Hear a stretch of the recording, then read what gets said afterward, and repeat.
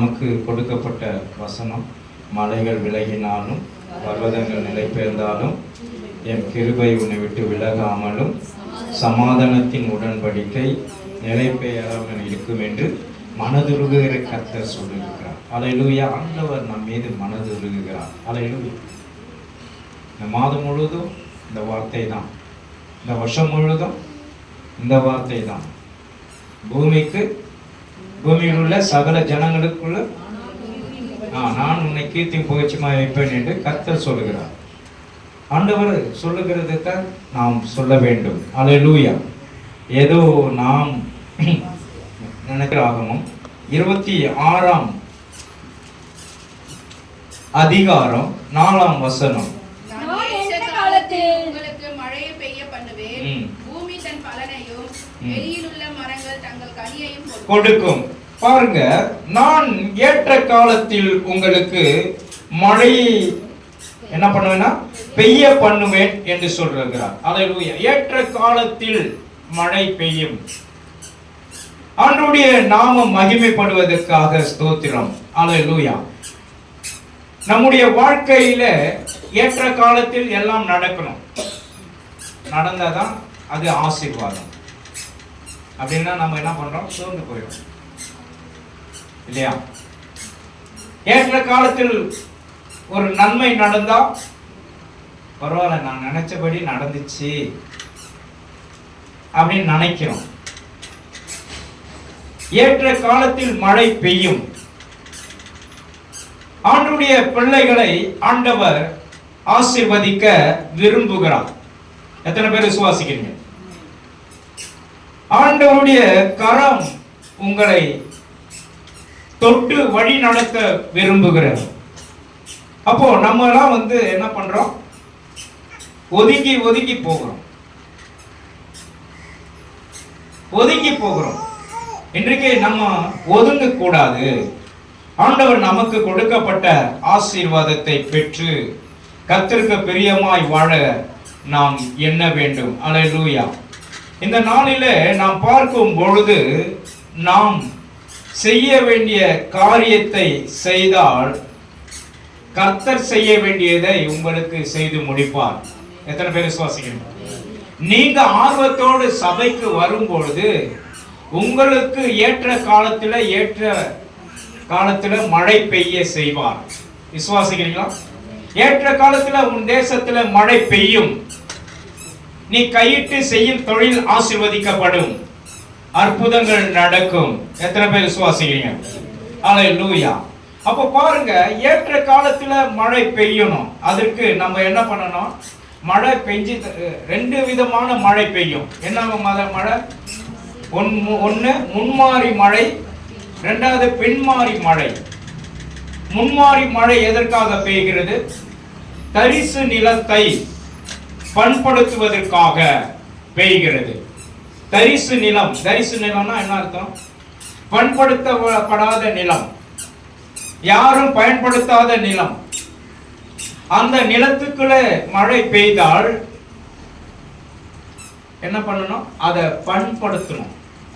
பயன்படுத்துவதற்காக பண்படுத்தணும். முதலாவது என்ன பண்ணுவோம்? இருக்கிற எல்லாம் அந்த வேண்டாத அந்த முள்ளு இதெல்லாம் களைகள் விதைக்கிறாங்க, அதெல்லாம் எடுத்துக்கணும். எடுத்துட்டு என்ன பண்ணுவோம்? நம்ம பயிரிடுவோம், விதைகளை விதைப்போம்.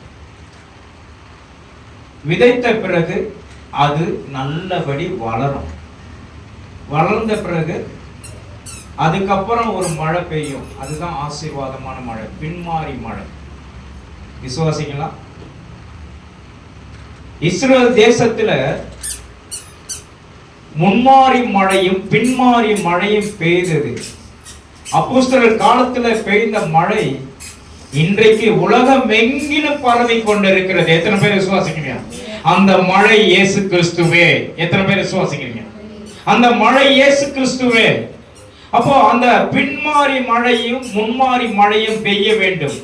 அதுதான் ஆவிக்குரிய ஜீவித்துல நம்மை வளர்க்கும், ஆவிக்குரிய ஜீவித்துல நம்மை வழி நடத்தும். அப்போ நம்முடைய நிலத்தை பண்படுத்த வேண்டும். நிலத்தை பண்படுத்தும் போது நம்முடைய வாழ்க்கையில அல்லேலூயா கூட வளர்ற கிளைகள், அதாவது களை என்ன சொல்லுவோம், களை பிடிங்கணும். தேவையில்லாத முள்செடி வளர்ந்துடக்கூடாது. குறுகிட்டா பயிர் வளராது. தரிசு நிலத்தை நாம் பண்படுத்துவதற்காகத்தான் ஆண்டவர் முன்மாறி மழையை பெய்ய வைக்கிறார். அதுக்கப்புறம் அது இதுவாகிட்டு சதப்பாயிட்டு அதுக்கப்புறம் பயிர் விதைகள் விதைச்சு பாருங்க, அது அழகாய் வளரும். 2-3 மாதங்கள் கழித்து அதை பாருங்க, அதனுடைய வளர்ச்சி எப்படி இருக்கும், எப்படி இருக்கும், அருமையா இருக்கும். அதுக்கப்புறம் ஒரு மழை பெய்யும், அதுதான் பின்மாறி மழை. பின்மாறி மழை பெஞ்சிட்டா அதுக்கப்புறம் அறுவடை செழிப்பா இருக்கும்.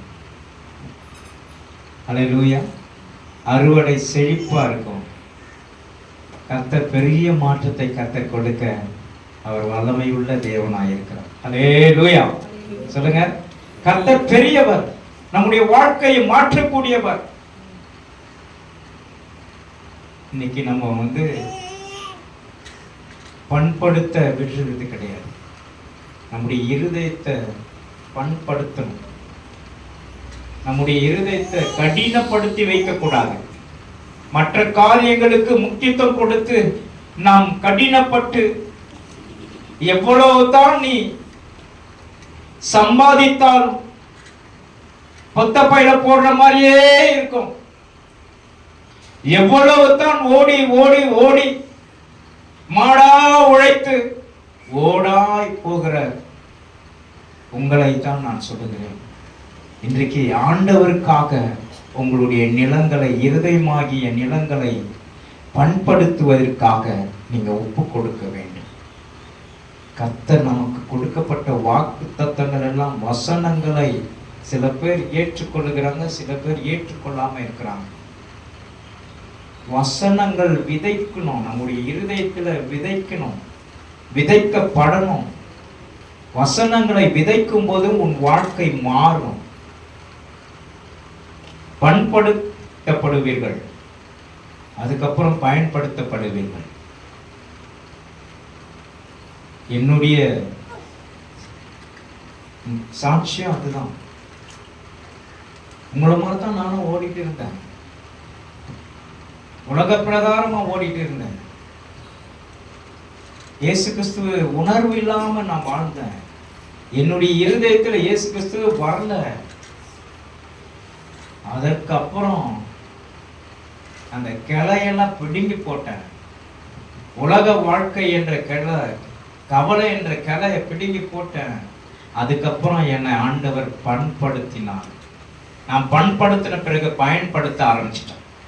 உங்களையும் ஆண்டவர் பயன்படுத்த வேண்டும் என்றால் நீங்கள் ஆண்டவருக்கு பிரியமான பிள்ளைகளாய் மாற வேண்டும் என்றால் உங்களுடைய இருதயத்தை அல்லேலூயா பண்படுத்தப்பட்ட நிலமாய் மாற வேண்டும். அப்பொழுது ஆண்டவர் உங்களை பயன்படுத்துவார். உங்களை வழி நடத்த அவர் வல்லமை உள்ள தேவனாய் இருக்கிறார். அல்லேலூயா. அதற்காகத்தான் சொல்றாரு சகாரியா புஸ்தகம் 10:1 வாசிங்க. காலத்து மழையில் கர்த்தரிடத்தில் வேண்டிக் கொள்ளுங்கள், அப்பொழுது கர்த்தர் மின்னல்களை உண்டாக்கி ஆமென் வயல்வெளியில் அவர்களுக்கு பயிருண்டாக அவர்களுக்கு மழையை கட்டளையிடுவார். ஆமென். அல்லேலூயா. பயிர் உண்டாக அவரவருக்கு மழையை கட்டளையிடுவார். இன்றைக்கு மழையை கட்டளையிடுவார். மழையை கட்டளையிடுனா எப்படி இருக்கும்? நம்ம ஆண்டவருக்கு நம்ம என்ன பண்ணோம்? பின்மாறி மழை பெய்ய வைப்பார். அதுதான் உங்கள் வாழ்க்கையில 30, 60, 100 பெருகும். ஈசாக்கு விதைத்தான், 100 மடங்கு அறுவடை செய்தான் என்று வேதம் சொல்லுகிறது. இன்றைக்கு தேவ ஜனமே, நம்முடைய இருதயமாகிய நிலத்தை கடினப்படுத்தாதீங்க.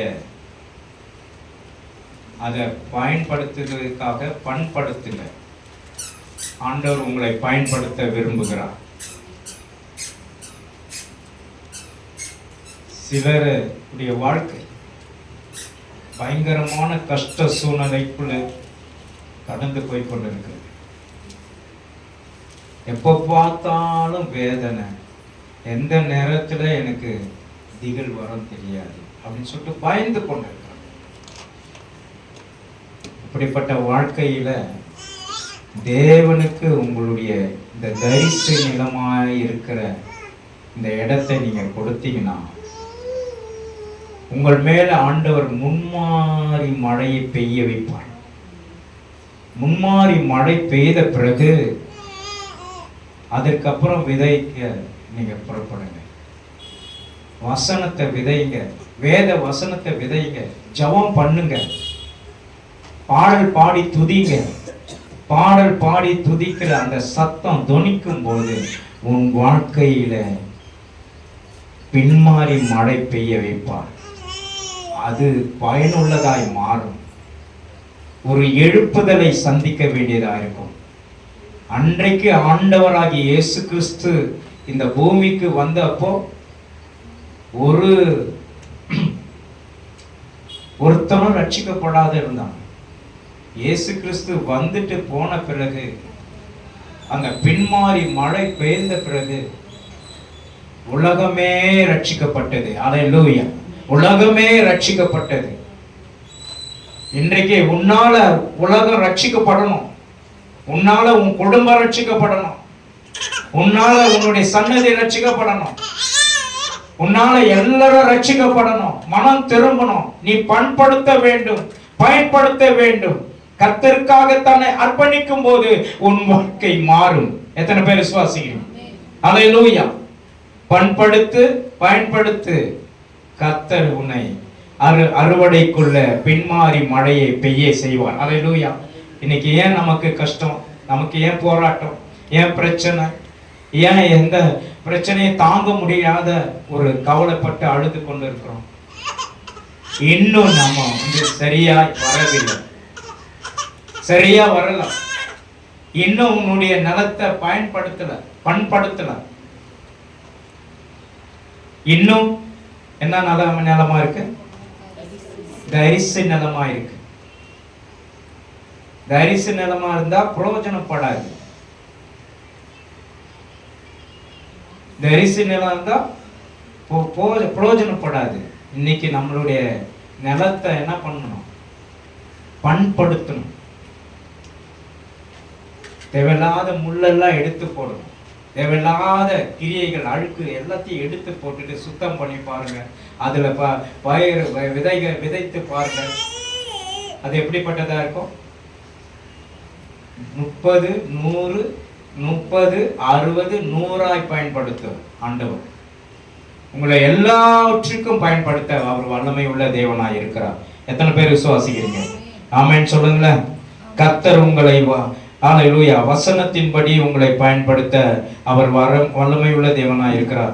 எரேமியா புஸ்தகம் 4:3 வாசிங்க. எரேமியாவின் புஸ்தகம், எரேமியா தீர்க்கதரிசி புஸ்தகம், பழைய ஏற்பாடு. யூதா மனுஷரோடும் எருசலேமியரோடும் கர்த்தர் சொல்லுகிறது என்னவென்றால், நீங்கள் முள்ளுகளுக்குள்ளே விதையாதிருங்கள். முள்ளுகளுக்குள்ளே விதையாதிருங்கள். உங்கள் தரிசு நிலத்தை பண்படுத்துங்கள். உங்களுடைய தரிசு நிலத்தை பண்படுத்துங்கள். அப்போ பாருங்க, முள்ளுகளுக்குள்ள விதைக்க கூடாது. இன்னைக்கு உலகத்துக்குரிய கவலைகள் நம்முடைய இருதயத்துக்குள்ள இருக்கிறதுனால நம்ம உலகத்தை மாத்திரம்தான் நம்ம பார்க்கிறோம். ஆவிக்குரிய ஜீவியத்துல நாம் வளருவதே கிடையாது. ஆவிக்குரிய ஜீவியத்துல நீங்க வளர்ந்து பாருங்க, உன் வாழ்க்கை மாறும். எத்தனை பேர் விசுவாசிக்கிறீங்க? ஆவிக்குரிய ஜீவியத்துல ஆண்டவருடைய வார்த்தை உங்களுக்குள்ள இருந்தால் நீங்கள் பண்படுத்தப்படுவீர்கள். அடுத்தது, ஆண்டவர் உங்களை தானாகவே பயன்படுத்துவார். உங்களுடைய கையின் கிரியைகளை ஆண்டவர் ஆசீர்வதிக்க விரும்புகிறார். எத்தனை பேர் விசுவாசிக்கிறீங்க? ஆண்டவருக்காக தம்மை அர்ப்பணித்து பாருங்கள், உங்களுடைய வாழ்க்கை மாறும். உபாகமம் புஸ்தகம் 1:25 வாசிங்க. 1:25. உபாகமம் புஸ்தகம் 1:25. அத்தேசத்திலே கனிகளை சிலவற்றை கையில் எடுத்துக்கொண்டு நம்மிடத்தில் வந்து தங்கள் கைகளிலே எடுத்துக்கொண்டு நம்மிடத்தில் வந்து நம்முடைய தேவனாகிய கர்த்தர் நமக்கு கொடுக்கும் தேசம் நம்முடைய தேசம், நம்முடைய கைகளிலே கொடுக்கப்பட்ட தேசம் நல்ல தேசம் என்று நம்மிடத்தில் சொன்னார்கள். அல்லேலூயா. நல்ல தேசம் என்று சொல்வார்கள். உங்களுக்கு கொடுக்கப்பட்ட தேசம், உங்களுக்கு கொடுக்கப்பட்ட குடும்பம், உங்களுக்கு கொடுக்கப்பட்ட உறவினர்கள், உங்களுக்கு கொடுக்கப்பட்ட அல்லேலூயா நண்பர்கள், உங்களுக்கு கொடுக்கப்பட்டவர் எல்லாரும் நல்லவர்களாயே இருப்பாங்க. எத்தனை பேர் விசுவாசிக்கிறீங்க? முதலாவது நம்முடைய இருதயத்தை பண்படுத்த வேண்டும். அப்பொழுது பயன்படுத்தி நல்லவர்களை உங்களுக்கு கொடுப்பார். எத்தனை பேர் விசுவாசிக்கிறீங்க? நல்ல தேசத்தை கொடுப்பார், நல்ல வீட்டை கொடுப்பார், நல்ல ஆசீர்வாதத்தை நீ பெற்றுக்கொண்டு ஆசீர்வாதமா இருப்பாய் என்று வேதம் சொல்லுகிறது. எத்தனை பேர் விசுவாசிக்கிறீங்க? பண்படுத்துவோமா? பண்படுத்துவோமா?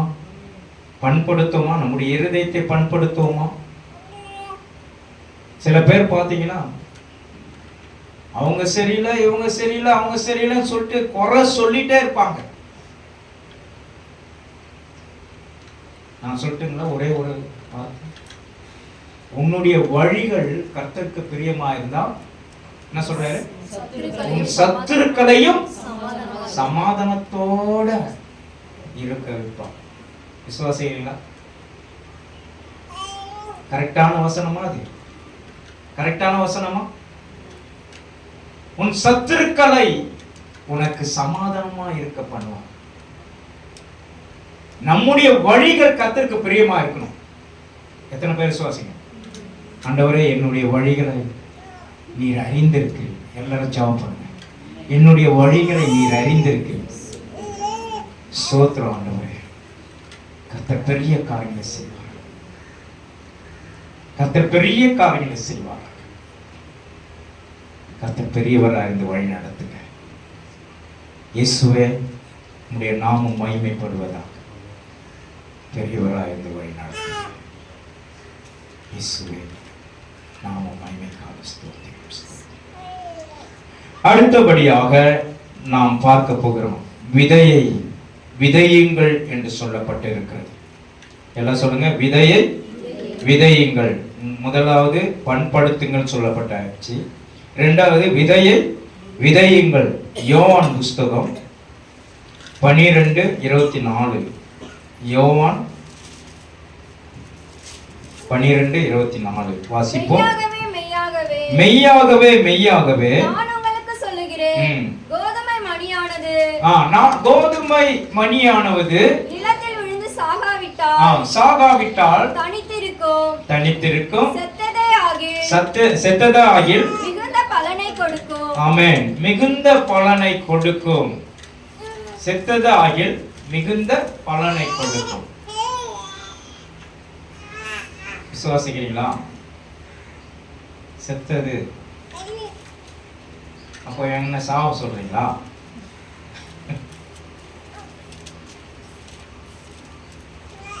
ஒரு எஜமான் ஒரு வேலையாட்கள் கிட்ட, அப்பா இந்த விதையெல்லாம் நீ என்ன பண்ண, நிலத்துல போட்டு விதைக்கும்படி கொடுக்கிறாரு. அவர் என்ன பண்ணிடுறாரு, தம்பி அந்த விதையை எடுத்துன்னு போயிட்டு எல்லாம் பிளாஸ்டிக் கவரில் போட்டு பத்திரமா எஜமான் கொடுத்தாரு அப்படின்னு சொல்லிட்டு என்ன பண்ணுறாரு, விதை பிளாஸ்டிக் கவரோட விதைக்கிறார். ஒரு நாள் எஜமான் பார்க்குறார். கொஞ்ச நாள் கழித்து வரார். பார்த்தா ஒன்று கூட வளரல.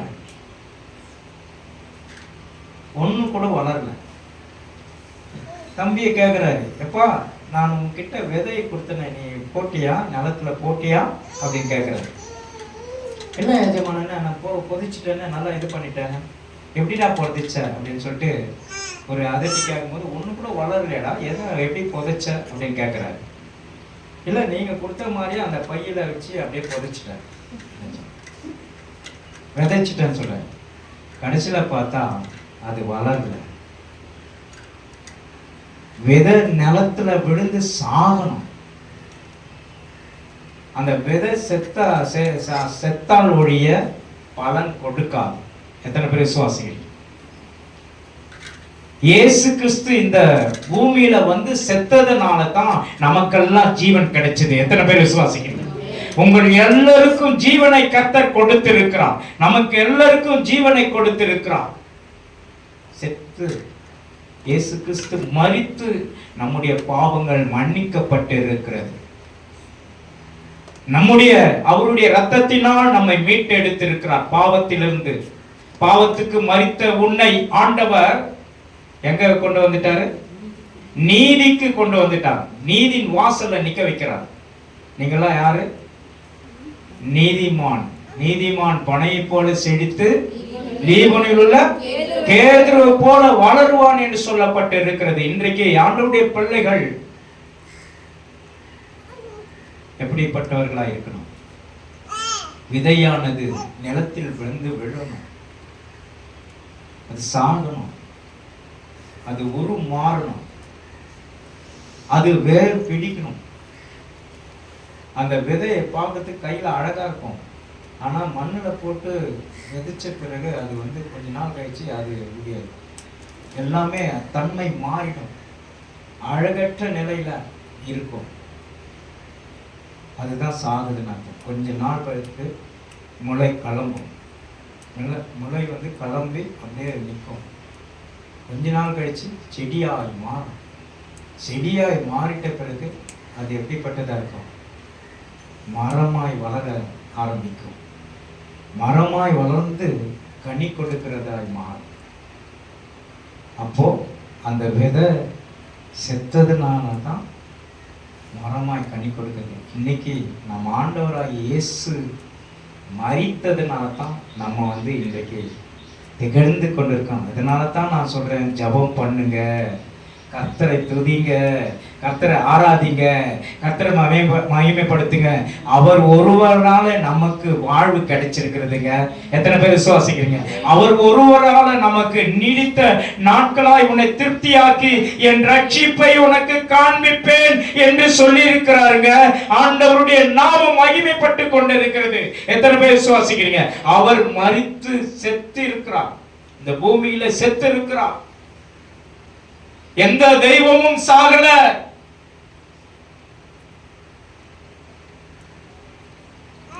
அவரை போல அல்லேலூயா ஒருவரும் மரிக்கல. அவர் மரித்தது எதற்காக?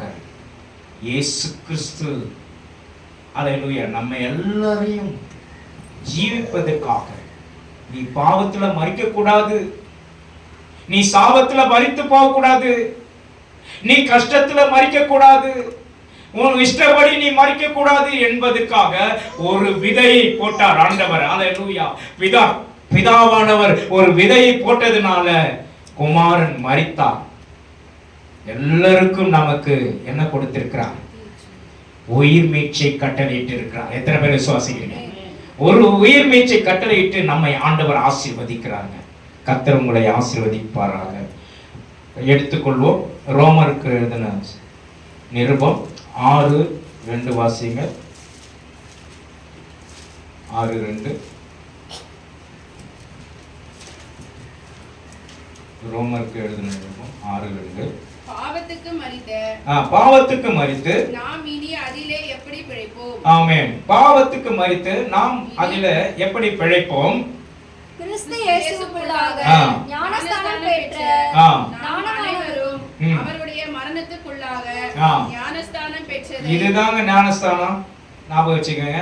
சொல்லுங்க. அறியாமல் இருக்கிறீர்களா? 7வது வசனம் வாசிங்க.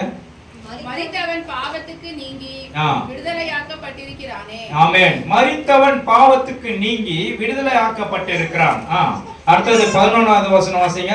அப்படியே நீங்களும் உங்களை பாவத்திற்கு மரித்தவர்களாகவும் நம்முடைய கர்த்தராகிய இயேசு கிறிஸ்துவுக்குள் தேவனுக்கென்று தேவனுக்கென்று நாம் பிழைத்திருக்கிறோம். இன்னைக்கு நம்ம வந்து உங்களுக்காக அல்ல, தேவனுக்காக பிழைத்திருக்கீங்க. எத்தனை பேர் விசுவாசிக்கிறீங்க? தேவனுக்காக பிழைத்திருங்க. 12வது வசனம் வாசிங்க. ஆகையால் நீங்கள் சரீர இச்சைகளின்படி பாவத்திற்கு கீழ்ப்படியத்தக்கதாக சாவுக்கு ஏதுவான உங்கள் சரீரத்தில் பாவம் ஆளாதிருப்பதாக. பாவம் ஆளக்கூடாது. விசுவாசிக்கிறீங்களா? பாவம் ஆளக்கூடாது. சரீரத்தின் இச்சைக்கு தக்கதபடி பாவம் நம்மை ஆளக்கூடாது. ஆண்டவருக்காக நம்மை ஒப்பு கொடுக்கணும். காரணம்னா ஒரு விதை மறித்ததுனால நம்ம எல்லாம் பிழைத்திருக்கிறோம். விசுவாசிக்கிறீங்களா? நம்ம எல்லாம் பிழைத்திருக்கிறோம். 2 தீமோத்தேயு புஸ்தகம் 2:11 வாசிங்க. 2 தீமோத்தேயு புஸ்தகம்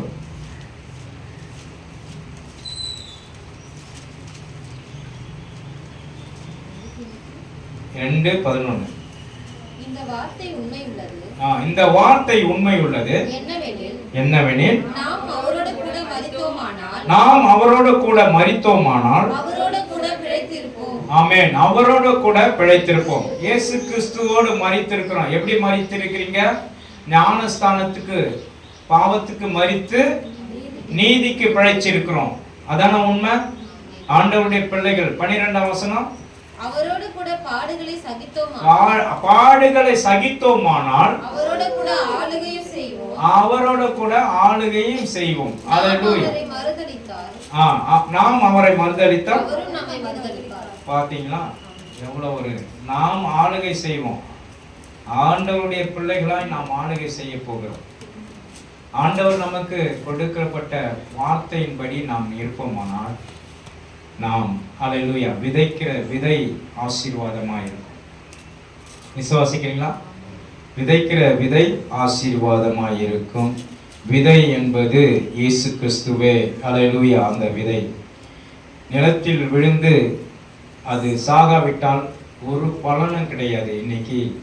இன்றைக்கு ஆண்டவருடைய பிள்ளைகளை பலன் கொடுக்க வேண்டும் என்றால் நாம் அல்லேலூயா சில காரியங்களை நாம் விட்டு விலகி தேவனுக்கென்று தம்மை அர்ப்பணிக்க வேண்டும். இந்த உலக ஆசைகள் உலக இச்சைகளுக்கெல்லாம் விலகி காக்க வேண்டும். கர்த்தர் நம்மை ஆசீர்வதிப்பாராக. அல்லேலூயா. மூன்றாவதாக நாம் பார்க்கும்போது ஆண்டவர் நீர்க்கால்களின் ஓரமாய் என்று சொல்லப்பட்டிருக்கிறது. சங்கீதம் 1:3 வாசிப்போம். தான் காலத்தில் தன் கனியை தந்து பாருங்க, இலை உதிராத மரத்தை போல இருப்பான். எப்படி இலை உதிராத மரம் அப்படின்னா, ஆண்டவர் கனி கொடுக்கக்கூடியவர். இயேசு கனி கொடுக்கக்கூடியவர். எந்த மரமும் தண்ணி இல்லாம வளராது. எந்த செடியும் மரமும் கொடியும் எதுவுமே தண்ணி இல்லாம வளராது, செத்து போயிடும். தண்ணி இல்லைன்னா அப்படியே காஞ்சி வறண்டு போயிடும். ஒரு ரகசியம் என்னன்னா, அந்த தண்ணீர் இயேசு கிறிஸ்துவை எத்தனை பேர் விசுவாசிங்க? இன்னைக்கு இயேசு கிறிஸ்துவ இல்லாத வாழ்க்கை நிறைய பேர் வாழ்ந்து கொண்டிருக்கிறாங்க. இயேசு கிறிஸ்து இல்லாத வாழ்க்கை வாழ்ந்து கொண்டிருக்கிறாங்க. ஆனால் அது முடிவில அது மிகவும் கஷ்டப்படும். விசுவாசிக்கிறீங்களா? இயேசு கிறிஸ்துவுடைய வாழ்க்கையை அல்லேலூயா நாம் அறிய வேண்டும். தண்ணீர் இல்லாத ஒரு செடியும் கொடியும் வளராது. இயேசு கிறிஸ்துவுடைய அன்பு இல்லாம நம்ம நிலைத்திருக்க முடியாது. கர்த்தருடைய அன்பில் நாம் நிலைத்திருக்க வேண்டும். விசுவாசிக்கிறீங்களா? கர்த்தர் பெரிய காரியங்களை செய்வார். அல்லேலூயா. கிறிஸ்து ஒரு அல்லேலூயா நீர்நிலை. எல்லாம் சொல்லுங்க. கிறிஸ்து ஒரு நீர்நிலை.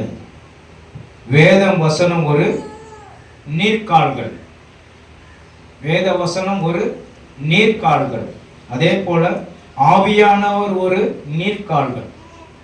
அதுதான் நீர்க்கால்களின் ஓரமாய் நடப்பட்டு தன் காலத்தில் தன் கனியை தந்து இலையுதிராத மரத்தை போல் இருப்பான். அவன் செய்வதெல்லாம் வாய்க்கும். அல்லேலூயா. கிறிஸ்து இயேசு ஒரு நீர்க்கால்களை இருக்கிறார். அவர் ஒரு தண்ணீர் நிறைந்தவராய் இருக்கிறார். அவர் ஜீவ தண்ணீராய் இருக்கிறார். ஜீவ தண்ணீர் உள்ள நதியை நாம் அல்லேலூயா பயன்படுத்திக் கொள்ள வேண்டும். அந்த நதியை நாம் பயன்படுத்தி கொள்ளும் போது நல்ல வேர் விட்டு, அது பாறையில வாழ்ந்தா கூட நீங்க பாறை மேல கெட்ட பாறை வச்சு குத்தி பாருங்க, டொங்கு டொங்குன்னு சத்தம் கேட்காங்கண்டி வேர் நுழைய. இது பாறை. ஆனா செடி வளர்க்கும் போது அது வளரும். அது எப்படி வளருது? அதற்கு ஒரு ஜீவன், ஆண்டவர் கொடுக்கப்பட்ட அந்த வளர்ச்சி, அந்த வேறு ஒரு பாறையே தொலை போட்டுன்னு உள்ள நுழையுது. விசுவாசிக்கிறீங்களா? இயேசு கிறிஸ்துவோடு இருந்தா அந்த நீர்க்கால்களின் ஓரமாய் நடப்பட்ட, தன் காலத்தில் தன் கனியை தந்து இலையுதிராத மரத்தை போல இருப்பான். அவன் செய்வதெல்லாம் வாய்க்கும். இயேசு கிறிஸ்துவோடு இணைந்து இருக்கும் போது நீ செய்வதெல்லாம் வாய்க்கும். எத்தனை பேர் விசுவாசிக்கிறீங்க? அவருடைய அன்புல நிலைத்திருக்கும் பொழுது நீ செய்வதெல்லாம் வாய்க்கும். அவருக்கு நீ துதி செய்யும் போது நீ செய்வதெல்லாம் வாய்க்கும். ஜெபத்தில் அவரை தரித்திருக்கும் போது நீ செய்வதெல்லாம் வாய்க்கும். வேத வசனத்தை நீ தரித்திருக்கும் போது நீ செய்வதெல்லாம் வாய்க்கும். அவரை துதி செய்யும் போது எல்லாம் வாய்க்க செய்வார். விசுவாசிக்கிறீங்களா?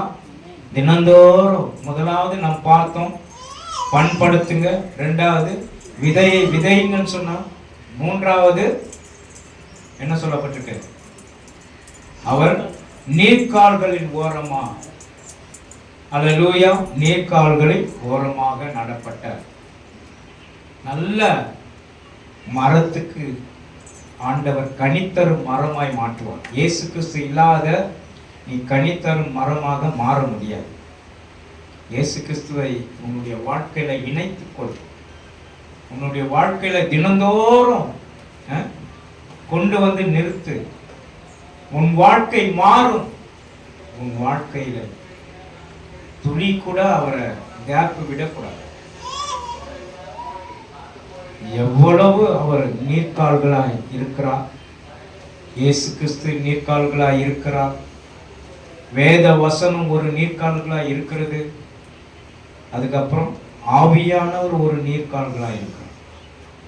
இன்றைக்கு ஆண்டவருடைய பிள்ளைகளை, உனக்கு ஜீவ நதியுள்ள அல்லேலூயா இயேசு கிறிஸ்துவை நீ விசுவாசி. அப்பொழுது நீயும் உன் வீட்டாரும் ரட்சிக்கப்படுவீர்கள் என்று சொன்னார். ஜீவ நதி உள்ளவர் அவர், ஜீவ தண்ணீர் உள்ளவர். ஆலயத்தின் சம்பூர்ணத்தினால் உன்னை திருப்தியாக்குவேன், பேரின்ப நதியினால் உன் தாகத்தை தீர்ப்பேன் என்று சொல்லியிருக்கிறார். அல்லேலூயா. கர்த்தருடைய நாம மகிமைக்காக ஸ்தோத்திரம். வாசிப்போம். சங்கீதம் 92:15 முடிப்போம்.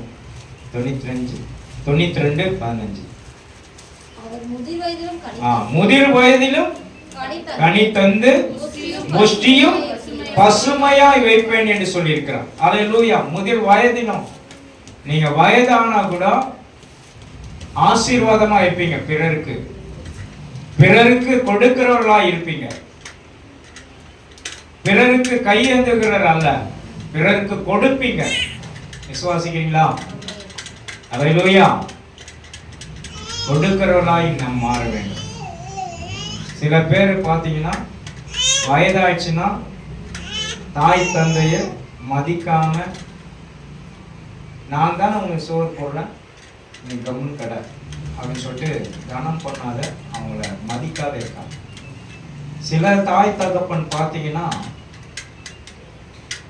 தம் பிள்ளைகளுக்கு அவர் கொடுக்கிற அளவுக்கு அவங்கள ஆண்டவர் போஷித்து வைத்திருக்கிறார்.